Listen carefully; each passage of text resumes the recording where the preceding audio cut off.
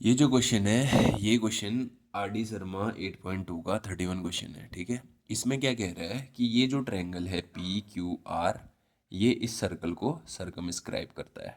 ठीक हो गया, जो कि 8 सेंटीमीटर रेडियस का है। ठीक है, अच्छा, इस ट्रायंगल पी क्यू आर का एरिया मुझे दे रखा है 336 सेंटीमीटर स्क्वायर, ये मुझे गिवन है। ठीक है, अब अगर हम इसको ध्यान से देखें इस फिगर को, ये लेंथ जो है क्यू से टी तक की मुझे 14 दे रखी है और टी से आर तक की 16 मुझे दी हुई है।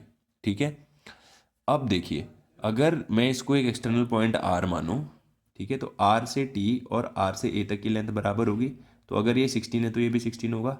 उसी तरीके से अगर ये क्यू से टी तक की लेंथ 14 है तो क्यू से बी तक की लेंथ भी 14 होगी। इसको बंद कर दे।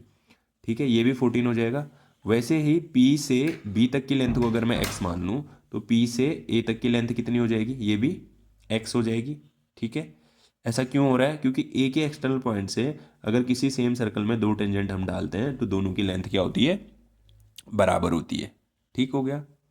ठीक है, अब देखिए लेकिन ये जो ट्रायंगल पी क्यू आर है ये आपका तीन ट्रायंगल से मिलके बना है।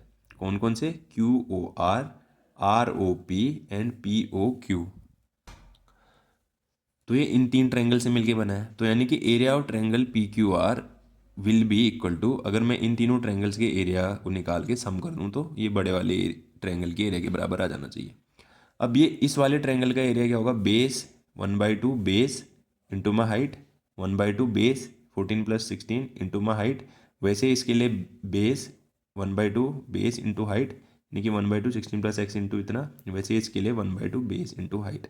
यहाँ से जब मैं इसको कैलकुलेट करूँगा तो मेरे को x की वैल्यू कितनी मिल जाएगी, 12। ठीक है, अब मुझे पी क्यू निकालना था। पी क्यू क्या है, पी क्यू है मेरा 14 + x, तो 14 + x यानी कि 14 + 12 यानी कि 26, और पी आर है मेरा 16 + x, तो ये कितना आ जाएगा 28 आ जाएगा ऐसे। ठीक है।